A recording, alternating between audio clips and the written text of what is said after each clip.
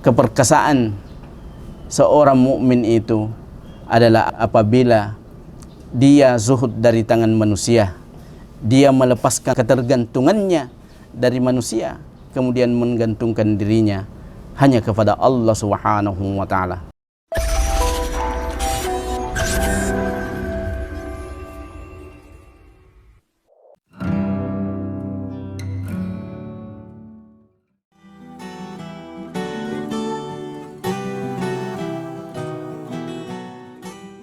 Assalamualaikum warahmatullahi wabarakatuh. Alhamdulillahilladzi bini'matil imani wal islam wa arsyadana bihidayatil qur'ani was sunnah wa ja'alana insyaallahu muhtiina salihina ila yaumil qiyamah. Ashhadu an la ilaha illallah wahdahu la syarika lah iqraran bihi wa tauhida wa ashhadu anna Muhammadan abduhu wa rasuluhu sallallahu alaihi wasallam tasliman mazida. Ya ayyuhalladzina amanu taqullaha wa qulu qawlan sadida yuslih lakum a'malakum wa yaghfir lakum dhunubakum wa may yuti'illaha wa rasulahu faqad faza fawzan 'azima. Ma ba'd. Ikhwani muslimin rahimani wa rahimakumullah.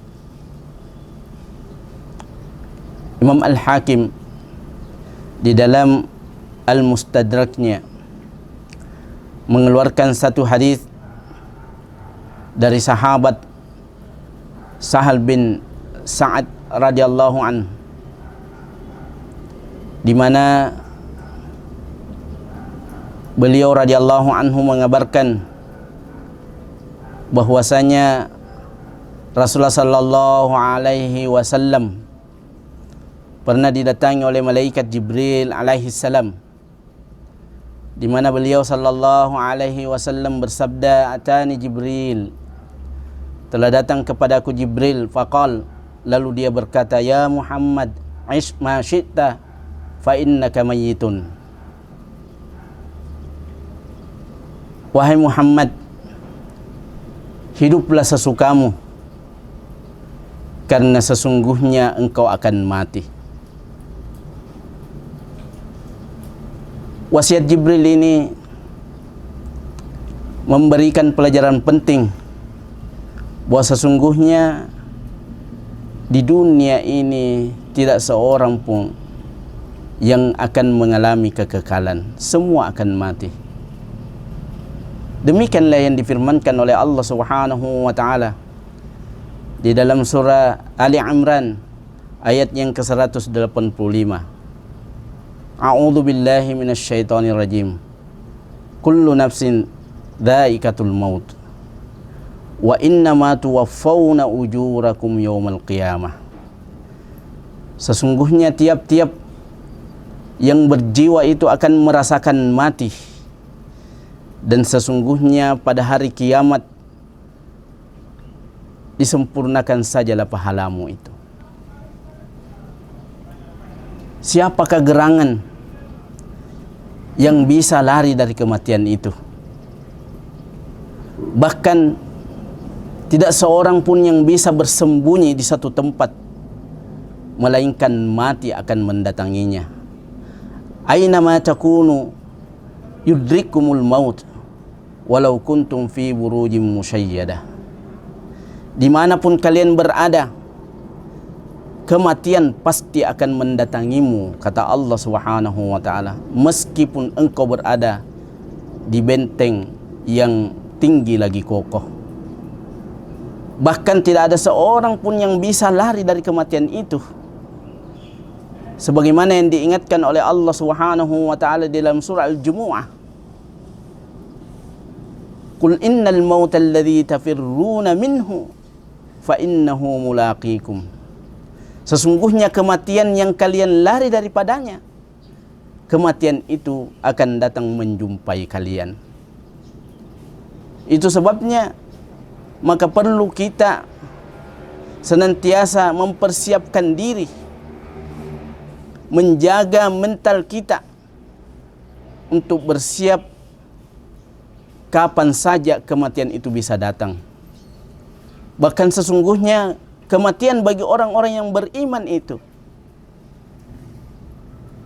adalah perkara yang baik. Sebagaimana Rasulullah sallallahu alaihi wasallam mengingatkan dalam sebuah hadis yang diriwayatkan oleh Imam Ahmad, di mana beliau sallallahu alaihi wasallam bersabda bahwa sesungguhnya anak cucu Adam ini yakrahul maut wal mautu khairul lil mu'min. Bahwa anak Adam itu membenci kematian, padahal kematian itu sendiri baik bagi orang-orang yang beriman. Itu wasiat Jibril yang pertama kepada Rasulullah sallallahu alaihi wasallam. Yang kedua, kata Jibril, wa ahbib man syi'ta fa innaka mufarriquh.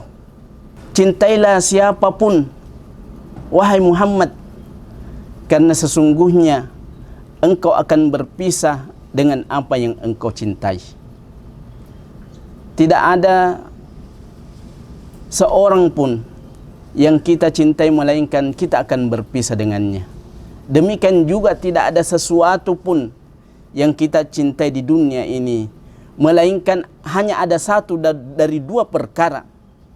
Yang pertama, kalau bukan dia yang meninggalkan kita, kalau bukan seseorang yang kita cintai itu yang meninggalkan kita, kita yang akan meninggalkan dia.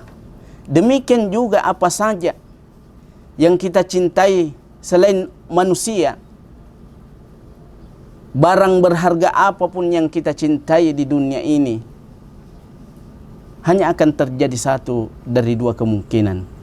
Kalau bukan dia yang meninggalkan kita, kita yang meninggalkannya. Pada akhirnya tidak ada kecintaan yang abadi, melainkan hanya ada kecintaan Allah dan Rasulnya saja bagi orang-orang yang beriman. Yang ketiga, wasiat Jibril kepada Rasulullah sallallahu alaihi wasallam dalam hadis ini, wa'mal ma syi'ta fa innaka majziyun bihi. Berbuatlah sesukamu, karena sesungguhnya engkau akan diberi balasan dengannya. Tidak ada perbuatan manusia di dunia ini melainkan semua ada ganjarannya dari Allah Subhanahu wa taala. I'malu ma syi'tum. Perbuatlah apa yang engkau kehendaki. Innahu bima ta'maluna basir. Karena sesungguhnya Allah Subhanahu wa taala Maha melihat apa yang kalian kerjakan. Faman ya'mal mithqala dzarratin khairan yarah wa man ya'mal mithqala dzarratin syarran yarah. Maka barang siapa yang mengerjakan kebajikan sekecil apapun, melainkan dia akan mendapatkan ganjaran berupa pahala dari Allah Subhanahu wa taala. Demikian juga siapa saja yang melakukan keburukan sekecil apapun, dia akan mendapatkan ganjaran keburukan dari Allah Subhanahu wa taala. Yang keempat yang diwasiatkan oleh malaikat Jibril kepada Rasulullah sallallahu alaihi wasallam, ya Muhammad, syarafal mu'min qiyamuhu bil lail. Wahai Muhammad, sesungguhnya kemuliaan seorang mukmin itu adalah berdirinya dia pada malam hari untuk qiyamul lail. Ini merupakan wasiat yang sangat berharga, karena di antara sunnah yang tidak pernah ditinggalkan oleh Rasulullah sallallahu alaihi wasallam adalah qiyamul lail. Ya, termasuk di dalamnya adalah witir. Dan dengan qiyamul lail ini Allah Subhanahu wa taala niscaya akan mengangkat derajat orang-orang yang senantiasa memeliharanya ke suatu derajat yang terpuji. Sebagaimana firman Allah Subhanahu wa taala di dalam surah Al-Isra ayat yang ke-79. Wa minal laili fatahajjad bihi nafilah. Dan di sebahagian malam bertahajudlah kalian sebagai ibadah tambahan bagi kalian, yang semoga dengannya ay yab'atsaka rabbuka maqaman mahmuda. Dengan qiyamul lail, dengan tahajud yang kalian lakukan itu, Allah akan mengangkatmu ke tempat yang terpuji. Terdapat satu hadis yang sahih dari sahabat Abu Hurairah radhiyallahu anhu, di mana Rasulullah sallallahu alaihi wasallam bersabda,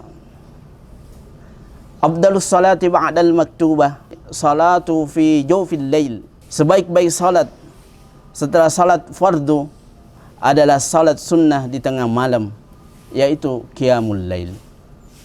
Dan wasiat terakhir dari malaikat Jibril alaihissalam kepada Rasulullah sallallahu alaihi wasallam adalah wa'izzu istighna'uhu 'anil nas, bahwa keperkasaan seseorang itu adalah ketidakbutuhannya kepada manusia. Artinya orang-orang yang senantiasa hanya menggantungkan harapannya kepada Allah Subhanahu wa taala. Dan salah satu ketidakbutuhan orang-orang ini terhadap manusia adalah ketika dia zuhud. Apa itu zuhud? Disebutkan bahwa az-zuhdu huwa tarku la yanfa'u fil akhirah. Zuhud adalah meninggalkan apa yang tidak bermanfaat baginya untuk akhirat. Ya. Jadi dia tinggalkan. Kalau tidak bermanfaat baginya di akhirat, dia tinggalkan, dia zuhud. Dan di dalam satu hadis yang diriwayatkan Ibnu Majah, hadis ini hadis hasan, di mana Rasulullah sallallahu alaihi wasallam mengingatkan tentang zuhud ini. Kata beliau, zuhudlah engkau terhadap apa yang ada di tangan manusia. Jika engkau zuhud terhadap apa yang ada di tangan manusia, niscaya Allah Subhanahu wa taala akan mencintaimu. Demikian, semoga menjadi manfaat bagi kita semua. Subhanakallahumma rabbana bihamdik, asyhadu an la ilaha illa anta, astaghfiruka wa atubu ilaik. Hadanallahu wa iyyakum. Assalamualaikum warahmatullahi wabarakatuh.